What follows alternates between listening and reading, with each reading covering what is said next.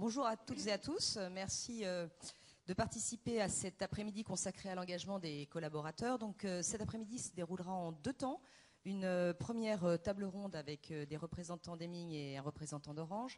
Et ensuite, une autre table ronde avec 2 interventions, celle de représentants de M6 d'un côté et d'Edenred de l'autre. Donc, je vous propose qu'on démarre tout de suite avec un temps de questions entre les deux tables rondes. L'idée étant de terminer vers 17h, 17h10, puisqu'après, il y a une intervention qui aura lieu en plénière. Donc, pour parler de cet engagement des collaborateurs avec une évolution du modèle culturel, je vais tout d'abord passer la parole à Fabien Piazzon, qui est partenaire engagement et qualité de vie au travail chez Heming. À ses côtés, donc juste à droite, Gilles Lavore, qui est partenaire excellence opérationnelle également chez Heming. Et Jean-Élie Sobolé-Vissus, qui est responsable vente, direction grand client, distribution directe chez Orange. Alors aujourd'hui, on sait que 70% des projets de transformation échouent faute d'une mise en œuvre efficace. Alors comment on fait pour déployer les outils ad hoc au service de cette approche aujourd'hui de tout ce qui est digital, coaching du capital humain? Et comment vous faites, vous, en tant que groupe de conseil en business performance, que vous intervenez, je le rappelle, auprès d'entreprises de toute taille, pour les accompagner au quotidien et les faire émerger et également les aider à développer la performance globale? Comment fait-on pour engager les collaborateurs et surtout quels sont les écueils à éviter? Comment engager les collaborateurs? 10 minutes, ça va être court. En fait, de manière très simple, rapidement l'histoire. Vous l'avez dit, 70% des transformations, de projets de transformation échouent dans les entreprises, en grande partie par un défaut d'adhésion ou d'engagement des collaborateurs dans ces transformations. Nous, pour travailler sur l'engagement, l'histoire, elle est un peu plus complexe. On travaille effectivement sur la performance chez Heming et un axe d'amélioration de performance était, il y a quelques années pour les entreprises, ce qu'on appelle l'absentéisme. Donc en fait, on a commencé à travailler avec nos clients sur une problématique qu'ils rencontraient, c'était de l'absence ou de l'absentéisme de la part de leurs collaborateurs. Et très vite, dans l'histoire, quand on fait des recherches sur les facteurs d'absence qui fait que les gens s'absentent, on a globalement, si je le fais très simple, 2 causes à l'absentéisme. La santé des personnes, alors santé qui est liée soit à la santé personnelle, soit aussi au fait que les conditions de travail génèrent des problématiques de santé.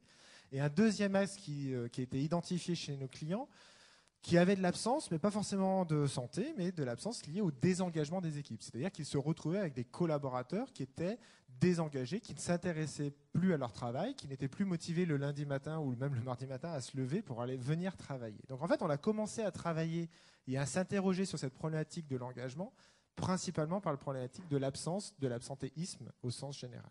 Alors du coup, on a solutionné, on a travaillé avec pas mal de clients sur ces aspects-là. À tel point que d'ailleurs, et pour ceux qui sont présents dans la salle, je vous ai remis l'exemplaire de cette année, on publie chaque année un baromètre justement de l'absentéisme pour nous permettre d'aider nos clients et les structures qu'on accompagne pour savoir où est-ce qu'on se situe en matière d'absentéisme. Et on a du coup beaucoup analysé les dernières années l'absentéisme lié au désengagement. Donc qu'est-ce qui fait, et c'est la question qu'on s'est posée dans le baromètre de 2017, qu'est-ce qui fait, quels sont les mécanismes qui génèrent en l'occurrence de l'engagement pour les équipes? Alors des leviers, il y en a 3, si je fais simple. Dans l'enquête qu'on a faite cette année, on a posé la question à des managers en disant qu'est-ce que tu fais dans ton quotidien, est-ce que l'engagement de tes équipes est à la hausse, etc. Au final, 3 leviers sont apparus. Les entreprises qui communiquent clairement sur leur volonté de travailler à la fois sur l'adhésion, qui communiquent sur le sens qu'elles donnent et la stratégie qu'elles développent de leur structure, voient l'engagement nettement plus élevé que les entreprises qui ne le font pas. Alors ça semble évident. Aujourd'hui, on arrive dans le cadre du baromètre, on l'a clairement identifié. Les structures où le désengagement est plus fort, il n'y a pas cette communication. Là où les structures où l'engagement est plus fort, il y a cette communication et ce sens du travail. Ça, c'est un des premiers leviers assez évidents. Je regarde M6 qui, tout à l'heure, pourra aborder ces notions-là dans leur transformation récente. Le deuxième axe, et celui-ci il est un peu particulier, on s'est rendu compte que les entreprises qui mesurent et qui écoutent, qui questionnent l'engagement de leurs salariés, voient l'engagement plus élevé, plus impacté que les structures qui elles-mêmes ne mesurent pas ou ne s'intéressent pas. Alors certaines pratiquent ce que vous connaissez sous le terme de baromètre social, d'autres vont plus loin. pour ça que Jean-Élie est là. Il y a des techniques aujourd'hui, quand on digitalise, on peut aller questionner plus rapidement. Ce qui est important dans les leviers de l'engagement, ce deuxième levier, c'est le fait d'aller questionner, d'aller oser poser la question à ses collaborateurs de savoir s'ils sont engagés, s'ils sont épanouis, s'ils ont envie d'aller plus loin au travail. Et le troisième axe, troisième levier, quand on veut travailler sur l'engagement, c'est d'agir sur des moments ou des instants partagés. Alors, ce que historiquement on appelait le team building, ce qui a été vécu dans un certain nombre d'entreprises.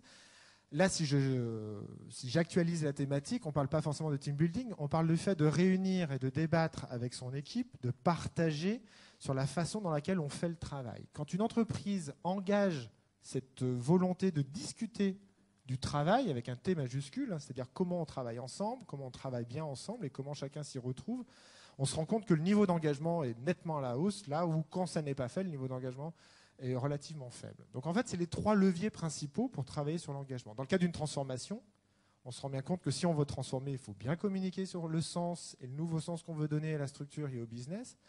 Il faut oser mesurer avant, pendant et après, j'allais dire la transformation, l'engagement et savoir le questionner.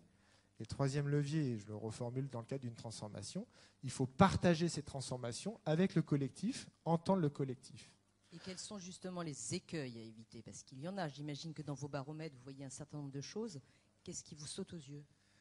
En fait, il y en a plusieurs, mais de manière très synthétique, ce qui saute aux yeux, c'est l'erreur fondamentale qu'ont beaucoup d'entreprises à mettre en place ces actions-là, mais de manière centralisée ou dirigée par un service. On se rend compte, et Jean-Élie est là pour ça, on se rend compte que ces actions sont d'autant plus efficaces que le management les exécute. Ce qu'on appelle techniquement l'innovation managériale. En fait, l'écueil à éviter, ce serait de penser que ces trois types d'actions sont centralisés, c'est-à-dire que c'est l'entreprise qui communique le sens, c'est l'entreprise qui organise la mesure et c'est l'entreprise qui assure des moments partagés. On se rend compte, et c'était vraiment très fort dans le cadre du baromètre, que dès lors que le manager a l'autonomie, a la capacité de lui-même mettre en place la communication du sens et de la mission qui est donnée au travail, de questionner son équipe le plus régulièrement possible et d'y répondre à chaque questionnement, et de répondre en fait à ce questionnement par des moments partagés, de la réflexion collective, là, on évite les écueils. C'est-à-dire que l'écueil principal serait, et je reformule comme ça, que le manager ne soit pas vraiment le porteur de ces actions leviers d'engagement. Alors Gilles Lavore, effectivement, on parle davantage aujourd'hui de la problématique de l'engagement. Donc nous, la session dès ce matin était consacrée à ce thème. Alors comment on fait pour mesurer l'engagement des collaborateurs tout en associant le business? Parce que ça va quand même de pair. Comment vous faites-vous? Est-ce qu'il y a des outils que vous proposez? Et comment le digital vous permet aujourd'hui de toucher le plus grand nombre des collaborateurs? Je vais faire tout d'abord un petit feedback sur d'où je viens, parce que je suis plutôt un homme du lean management et pas forcément des RH. Et vous le disiez tout à l'heure, on a malheureusement beaucoup de projets de transformation des entreprises qui échouent par un problème d'exécution. Et quand on regarde les causes de ces échecs dans l'exécution, on tombe très souvent sur problématique d'engagement. Donc historiquement, comment on engageait les parties prenantes dans nos projets, et c'est vrai dans toutes les entreprises aujourd'hui, même l'automobile qui utilise ces méthodes-là, c'est que en Occident, on a aujourd'hui pris les outils et les méthodes pour réaliser des projets de performance, et puis on a laissé de côté ce qui est la base en fait du lean management, et culturellement, et plutôt la philosophie du lean management, qui est l'implication du personnel. Les méthodes initiales, historiques, étaient le management visuel, donc la communication, les stand-up meetings du matin. Et là, on informait et on prenait justement, si je puis dire, la température de l'ensemble des collaborateurs dans ces réunions-là. Ça a une limite aujourd'hui quand on a des grands projets de transformation des entreprises, qui est d'aller mesurer, toucher le plus de monde possible pour prendre justement l'état psychologique, on peut aller jusque-là aujourd'hui, de l'ensemble des collaborateurs. Donc on a cette chance-là d'être en 2018 aujourd'hui. Il y a eu beaucoup de développement. Je crois que les chiffres, c'est 600 startups aujourd'hui qui proposent des outils SIRH notamment. Et on a créé notre propre écosystème et on travaille justement avec des entreprises qui nous permettent aujourd'hui de mettre à disposition de manière extrêmement simple, online, en mode SaaS, des outils qui vont mesurer l'engagement des collaborateurs et ça nous permet aujourd'hui de le déployer sur toute une entreprise et toute une organisation. Alors on le fait méthode petit pas parce que ça peut être des projets très transformants aussi. On va toujours démarrer par ce qu'on appelle un POC, le Proof of Concept, vérifier que ces impacts-là, que cette mesure précise dès le départ nous permet d'engager des actions d'amélioration de l'engagement des collaborateurs. Parce que quand on parle de qualité de vie au travail, d'engagement, de bonheur au travail, il faut qu'on se définisse un périmètre précis également pour aller mesurer précisément le niveau de performance, on va dire, de l'entreprise sur le niveau de l'engagement. Et puis, cet écosystème nous permet maintenant aujourd'hui, parce que la corrélation n'est plus à démontrer, depuis de nombreuses années, on sait qu'il y a une corrélation, alors elle était plutôt empirique jusque-là, mais maintenant les algorithmes, l'intelligence artificielle nous permet de relier mesure de l'engagement des collaborateurs en fonction d'un périmètre précis et la performance business, alors qui peut être de plusieurs types, qui peut être une performance financière, in fine, c'est ce que beaucoup de dirigeants d'entreprise en attendent, mais qui peut être aussi comment j'optimise mon time to market, comment j'améliore la qualité ou encore comment j'améliore la satisfaction de mes clients. Et là, on va trouver un lien clair entre engagement des collaborateurs et satisfaction du client final. Un petit mot justement, Fabien Piazzon, on vient de parler des algorithmes. C'est la prochaine étape bien sûr de la digitalisation. Comment ça va permettre de mesurer justement le niveau d'engagement des salariés? Est-ce que c'est quelque chose aujourd'hui qu'on peut palper ou est-ce que c'est encore un petit peu lointain pour nous? Je ne sais pas trop, en fait, il faut demander à Facebook comment ils font. Parce que l'algorithme, en fait, derrière, la mesure de l'engagement des collaborateurs, on le voit, effectivement, il y a de plus en plus d'outils digitaux qui permettent de mesurer.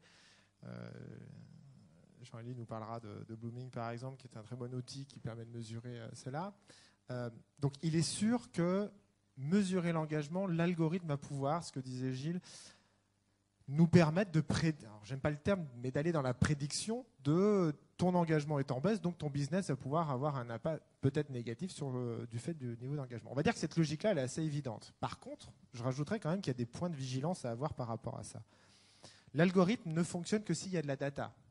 Il n'y a que si les gens participent. Si vous ne faites pas de like sur Facebook, ça n'aide pas Facebook à faire de l'algorithme et de la data derrière.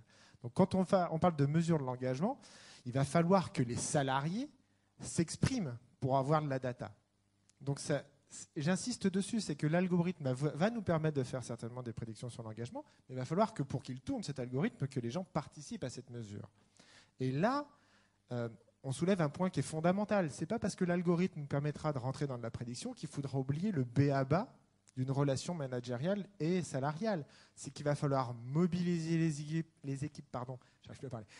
Il va falloir mobiliser les équipes à répondre à ce genre d'outils. Et pour mobiliser les équipes, il faut que le manager les encourage et surtout réponde à l'expression que les gens vont avoir donnée dans ces outils d'expression. Ce que je veux dire par là, c'est que l'algorithme nous permettra forcément à moyen et long terme de définir des prédictions, mais pour le faire, il aura besoin de data. Pour avoir de la data, il va falloir que les collaborateurs jouent le jeu, de s'exprimer sur comment ils sont engagés, sur quel vecteur d'engagement on les questionne.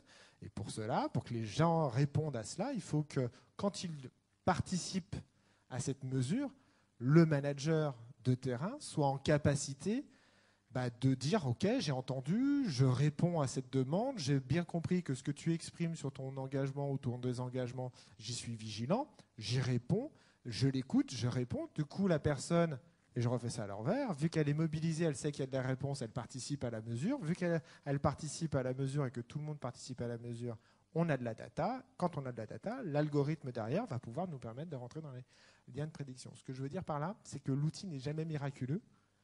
Et quand on parle d'engagement et d'algorithme, il ne faut quand même pas oublier un lien fondamental. On parle de travail, de rapport humain au travail, et que tant qu'on ne travaille pas là-dessus, sans mauvais jeu de mots, ça ne sert à rien d'avoir des algorithmes et des logiciels qui fonctionnent.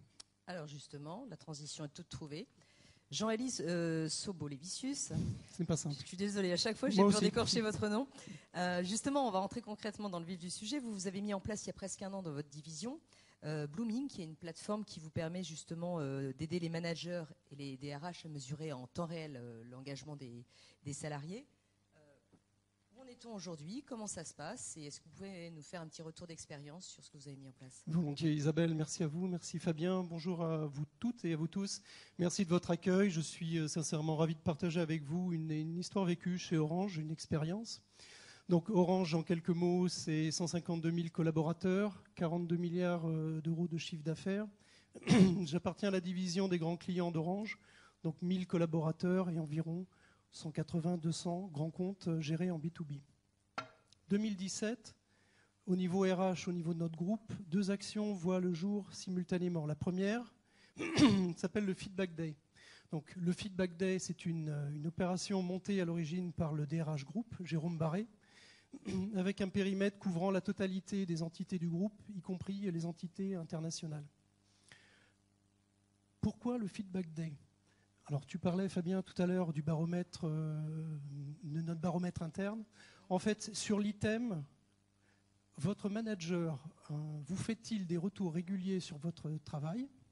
Dans le baromètre interne Orange, nous sommes passés de 2016 du statut acceptable au statut satisfaisant. Donc il y a une véritable volonté du groupe de passer le statut de satisfaisant à très satisfaisant, voire même le Nirvana, le Kilimandjaro, excellent sur cet item de feedback manager. Donc ça, c'est le premier item. Le deuxième item, c'est le fait d'être persuadé que le feedback touche à la reconnaissance et que la reconnaissance touche à l'engagement. Donc c'est très intuitif, mais sur le terrain, on le constate au quotidien. De quoi est fait le Feedback Day? C'est très simple, on réunit toutes les expérimentations du groupe, toutes les personnes qui expérimentent différents types de feedback, on partage, on mutualise, on se raconte ce qui fonctionne, ce qui ne fonctionne pas. Au niveau corporate, ça permet d'avoir une vision à 360 degrés des expérimentations, de retenir celles qui fonctionnent uniquement et de les dupliquer. Alors bien sûr, au-delà de ces expérimentations et de ce partage, il y a tout un processus de formation, d'accompagnement des managers et du groupe sur ce sujet. Alors on n'a pas beaucoup le temps d'en débattre aujourd'hui. Je reste à votre disposition si vous me contactez pour échanger en toute transparence sur le sujet et vous mettre en relation également avec des RH de notre groupe. Donc ça, c'est la première action. La deuxième action, c'est une action qui a été lancée par la directrice des grands clients d'origine américaine, Diana Hintertz, l'année dernière. Elle a fait appel à 20 volontaires, 20 managers volontaires de la division des grands clients pour travailler à partir d'une feuille blanche, sans idée préconçue, sur une modification de la stratégie du groupe, au niveau de la division des grands clients, au niveau de la stratégie managériale. Donc ces 20 cobayes ont dû travailler sur différents sujets, faire des learning expéditions dans des startups pour comprendre aussi que le monde changeait autour de nous, et présenter à nos pairs, aux autres managers de la division, ces expérimentations pour qu'à leur tour, les autres managers se portent volontaires de l'expérimentation. Le trait d'union entre Team 20, dont je viens de vous parler, et le Feedback Day, c'est le feedback digital. Alors, tu parlais, Fabien, de Bloomin'. Donc, c'est un des opérateurs sur le marché de feedback digital aujourd'hui. C'est celui avec lequel nous travaillons. En quoi ça consiste, le feedback digital? Donc, aujourd'hui, toute la colonne vertébrale RH du groupe Orange teste et utilise cette solution de feedback digital avec exemplarité oblige le DRH Group aujourd'hui qui commence à l'utiliser avec toutes ses équipes. En quoi ça consiste? Le COMEX également l'utilise ou... Pas tout de suite, pas encore. Pas encore. Alors, en quoi ça consiste un feedback digital? Alors c'est très simple, c'est vous accédez à une plateforme, vous sélectionnez votre équipe, et puis ensuite, de manière assez naturelle et intuitive, par du drag and play, vous sélectionnez des questions ouvertes, questions fermées, des émoticônes ou des échelles numérotées. Ensuite, vous poussez le questionnaire vers vos collaborateurs. Alors, c'est multiplateforme, il n'y a pas besoin de télécharger une application en particulier. Et c'est là où ça change un petit peu de ce qu'on a l'habitude de voir en entreprise. Moi, je sais que chez Orange, quand on nous envoie un sondage, il y a beaucoup de pages à tourner, beaucoup de points, c'est long et c'est pas nécessairement très vivant. Là, en l'occurrence, quand un de mes collaborateurs reçoit un feedback digital que je lui envoie, il ouvre le lien, ça lui ouvre une page, un peu comme les pages WhatsApp, quand vous discutez avec vos amis, en mode chatbot. C'est très, très d'actualité. Donc en gros, question-réponse, question-réponse. Un questionnaire de 7 questions est traité en général en 3 minutes. Le collaborateur, et ça c'est plutôt apprécié par les jeunes générations, peuvent inclure des images, des émoticônes, des gifs. Voilà. Donc le feedback est entièrement anonyme. 2, lorsque le feedback est terminé par un collaborateur, celui-ci a une vue intégrale à 360 degrés et immédiate sur les résultats de l'ensemble des participants. Donc en clair, si demain je demande, et je l'ai déjà demandé à mon équipe, en tant que manager, qu'est-ce que je devrais faire en plus ou en moins pour vous, tout le monde voit les réponses de tout le monde. Se pose ensuite la question de qu'est-ce que j'en fais? Et c'est là où l'outil reste un outil, mais après c'est au manager de faire le restant du travail pour que vraiment il y ait des actions. Parce que sinon les gens ne répondraient plus du tout à vos questions. Donc il faut que ça se traduise quand même par des actions. Oui, absolument. Donc le feedback se fait 1 fois par mois ou 2 fois par mois. Moi, je sais que sur certains principes d'action, alors je vous expliquerai après les retours qu'on a eus, mais l'idée, c'est de montrer à l'équipe qu'on les entend, qu'on entend les personnes. Alors ça, on peut le faire effectivement au quotidien. Je discutais à table, je ne sais plus avec qui. Ça ne remplace pas le lien en face à face, mais il y a quand même une problématique qui s'ajoute aujourd'hui, c'est la notion de télétravail. Moi, je vois la totalité de mon équipe est en télétravail. Je le suis également, en moyenne 2 jours par semaine. Donc comment je peux savoir que mon équipe va bien ? Je n'ai pas fait des formations sur les boules de cristal, mais je me dois de demander à mon équipe si elle va bien, de prendre soin d'elle. Et pour cela, dans le questionnaire, c'est simple, c'est juste, est-ce que vous allez bien ? Les personnes répondent par un émoticône. Si ça va très bien, j'ai la possibilité de savoir pourquoi cela va bien, parce que souvent on s'intéresse uniquement à ce qui ne va pas et pas suffisamment à ce qui va bien. Donc je peux leur demander pourquoi ça va bien. Et quand ça ne va pas, il y a une question automatique qui apparaît sur pourquoi ça ne va pas. Qu'est-ce que cela m'a apporté aujourd'hui au niveau des retours du groupe ? Donc on est en train de déployer l'outil assez fortement au sein d'Orange. Il est utilisé déjà dans d'autres groupes comme Decathlon par exemple. Et cet outil, c'est sur la base du volontariat pour les managers dans les équipes ? Ou est-ce que tout le monde doit y passer ? Alors c'est une bonne question. Alors dans le cadre de Team 20, moi je suis un des 20 managers volontaires. D'accord. Et donc du coup, je duplique l'opération avec 20 autres managers, ce qui fait à peu près 250-300 collaborateurs sur la division de DGC. On fertilise au fur et à mesure parce que on en parlera peut-être tout à l'heure sur quelles sont les peurs du manager, comment on accompagne un manager sur cette transformation. Et ça se fait de manière concrète. Je reviens en arrière sur les plus-values et les bénéfices de l'expérimentation. Moi, j'ai changé mon mode de management. J'ai changé ma manière de conduire mes réunions. C'est tout bête, hein, mais... C'est-à-dire concrètement ? Les réunions sont beaucoup plus courtes.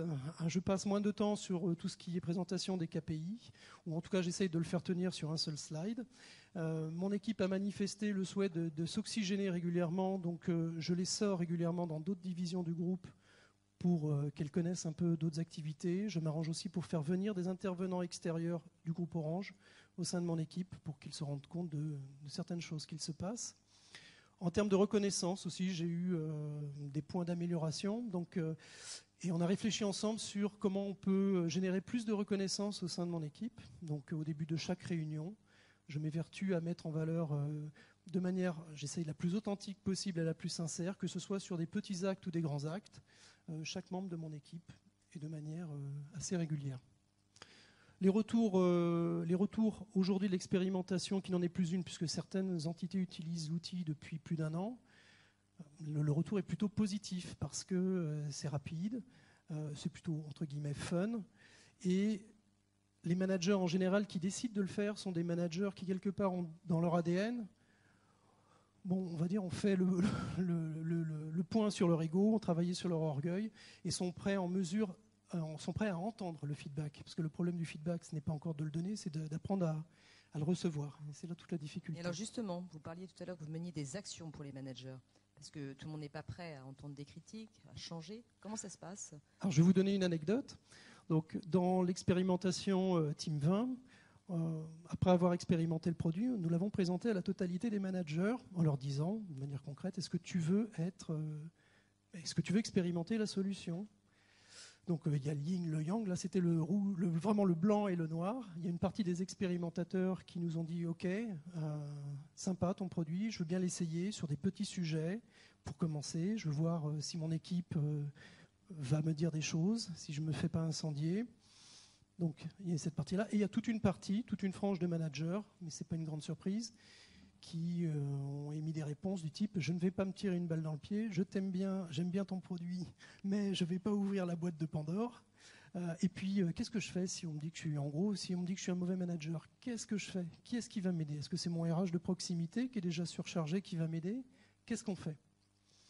Donc, alors, qu'est-ce que vous faites? Alors déjà, l'avantage, c'est que ces personnes-là, les personnes qui ne veulent pas tester l'expérimentation, pour le moment, je ne m'en occupe pas.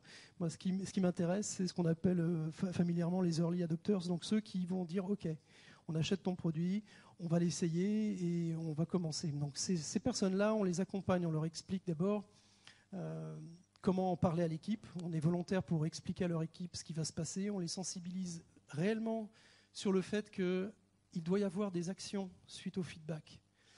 Concernant le choix des questions, alors c'est soit open bar, chaque manager peut choisir ses questions, mais la finalité, je trouve, j'en ai parlé à Thomas, c'est que chaque société puisse préparer une bibliothèque de questions pour les managers propres à son contexte.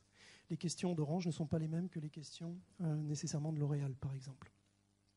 Oui, parce que je crois que vous avez été contacté, avant de vous passer la parole, Fabien, par d'autres entreprises, justement, qui sont intéressées par votre expérience et que vous souhaitez partager. Voilà, j'aurais bien aimé vous présenter par slide comment ça fonctionne, mais j'ai pas de talent là-dessus. Ouais. Donc, n'hésitez pas à me contacter. Très bien aussi, sans slide. Il y a des liens sur LinkedIn qu'on a publiés pour que vous puissiez voir comment cela fonctionne. Donc, j'ai été contacté par L'Oréal, par la Société Générale, par Bell, toujours dans l'esprit de partager cette expérience, de ne pas penser que chaque groupe a sa vérité absolue. Par contre, vous disiez, chacun a son histoire, donc les questions doivent être adaptées à chaque entreprise. Oui, exactement. Fabien, vous souhaitiez ajouter quelque chose? Je vais commencer. Ouais. Le point, c'est évidemment ajuster à chaque entreprise à son environnement culturel, mais également sans oublier toutes les parties prenantes qui sont à inclure dedans. Donc on parle, Orange, il n'y avait pas la direction, mais quand c'est un projet porté par la direction, ça a d'autant plus d'impact. Mais il y a également, quand c'est nécessaire, les syndicats, le middle management également, pour que ce soit véritablement un projet partagé. Sinon, ce sera très certainement un projet qui aboutira à un échec ou qui sera mal perçu au niveau de l'organisation. Un petit mot justement pour rebondir, chez Orange, comment ont réagi justement les organisations syndicales? Ça a été plutôt bien perçu ou... Pour le moment, on est dans l'expérimentation, nous ne sommes pas dans la généralisation, mais encore une fois, par expérience et au regard de ce que j'ai pu connaître chez Orange, quand vous prenez soin des collaborateurs, qu'il n'y a pas qu'on explique aux syndicats, qu'on explique aux collaborateurs que ce n'est pas fait pour passer du polish, qu'on souhaite vraiment apporter des solutions, les personnes spontanément vous remercient. Je vous assure que j'ai été très étonné la première fois que j'ai mis des actions en place suite aux remontées de l'équipe, à avoir des remerciements, tout ça parce que j'avais fait des réunions équipes dans d'autres bâtiments, dans d'autres lieux. Et que globalement les gens ont vraiment une appétence de voir que très rapidement leurs besoins et leurs reconnaissances se traduisent en actions concrètes. Très bien. Fabien Piazzan, vous souhaitez ajouter quelque chose? Non, j'adore quand il raconte la réalité terrain. C'est important parce que la question abordée, c'est engagement, transformation, le lien avec le business et la performance. Aujourd'hui, où on est dans des structures et des business qui doivent se changer, se transformer de manière très puissante, très régulière, de plus en plus itérative, le fait de dire qu'aujourd'hui, on a des expérimentations, tu parles d'expérimentation, prouve bien qu'il y a un lien quand même très ténu entre la capacité qu'a un manager et les outils dont il dispose pour justement aller questionner son collectif, y répondre, et ce qui permet en fait une agilité au quotidien de la façon de travailler par rapport aux transformations des business. C'est là où aujourd'hui, par rapport à la question sur l'algorithme, à cet indicateur de mesure, aujourd'hui il faut pouvoir aller voir une direction générale et leur dire la transformation du business, on sait que ton engagement va être à suivre, à piloter et à travailler. Aujourd'hui, la vraie question, et ce que l'on aborde, ce qu'a abordé Gilles tout à l'heure, c'est quand même de coupler le lien entre le niveau d'engagement, grâce à ces outils de mesure qu'aujourd'hui on peut mettre en place, bien pilotés par des managers, et la performance de business associée à cela. Aujourd'hui, les employeurs doivent comprendre qu'ils ont besoin de piloter ça, qu'on peut outiller. Jean-Louis, il est dans une logique, dans une entreprise, dans une logique d'expérimentation et qui travaille spécifiquement sur l'écoute et le feedback salarié.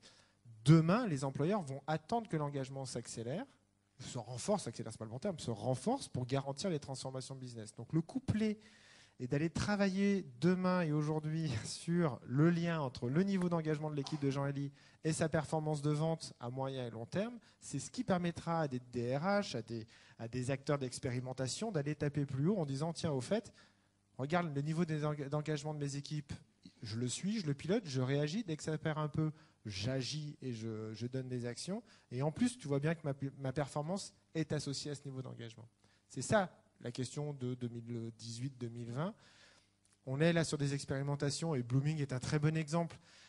Thomas qui est là, qui représente Blooming, avec qui on travaille depuis pas mal de temps maintenant justement. Les outils, ils existent. Les managers, ils ne sont pas tous dans le baromètre. On leur a posé la question s'ils étaient formés, équipés pour faire ces transformations. Aujourd'hui, ils ne sont pas encore tous prêts à faire cela.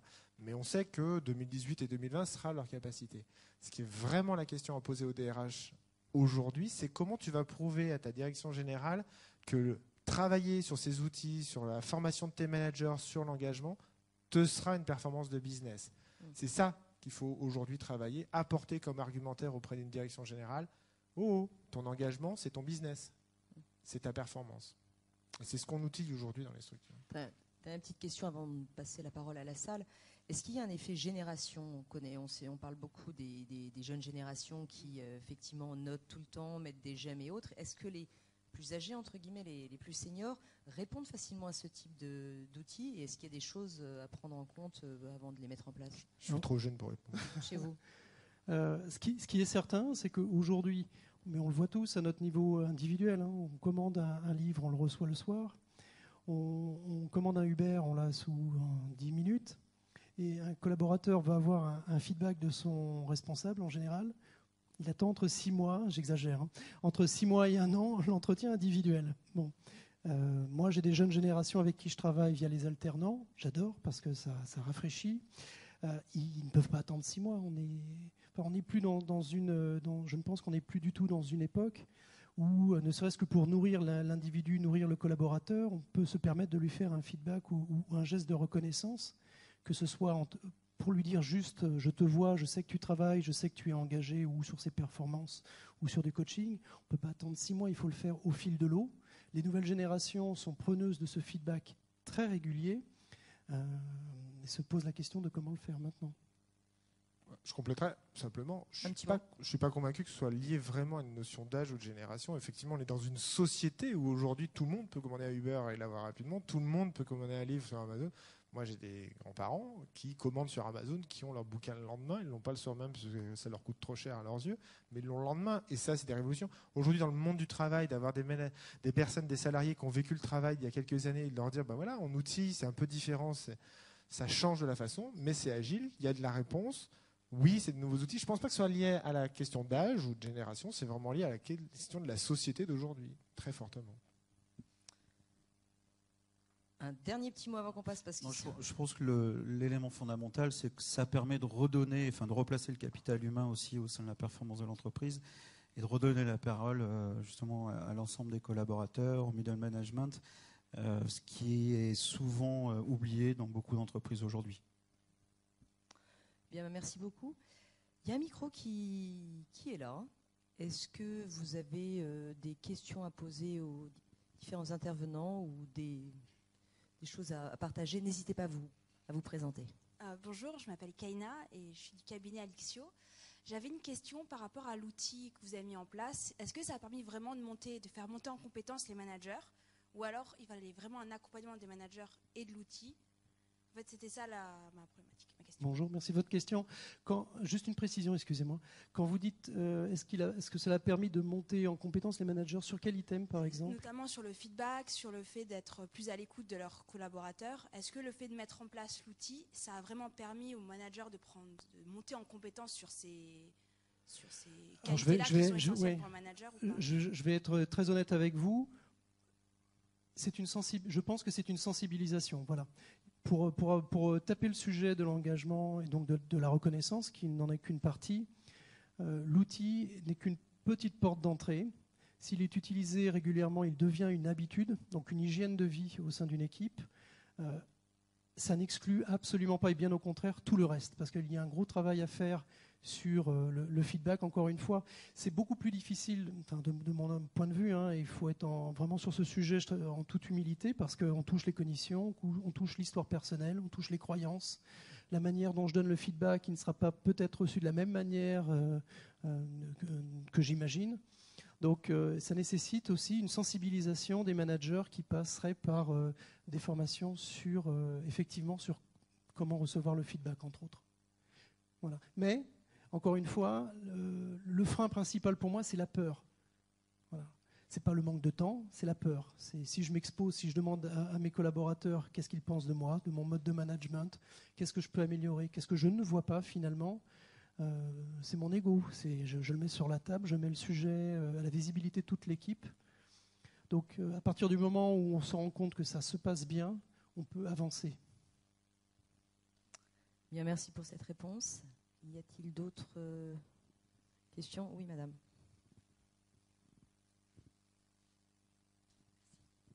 Bonjour, Stéphanie Kieselman, groupe BPCE. J'avais une question sur à la fois côté outils et côté expérimentation, sur les effets que pouvait avoir cette démarche sur la solidarité entre les managers et éventuellement la solidarité entre les collaborateurs face à cette dynamique. Allez-y d'abord, puis ensuite... Merci, c'est une bonne question. Alors, la solidarité entre les managers, expérimentateurs, cobayes qui vont tester l'outil, il faut qu'elle soit là.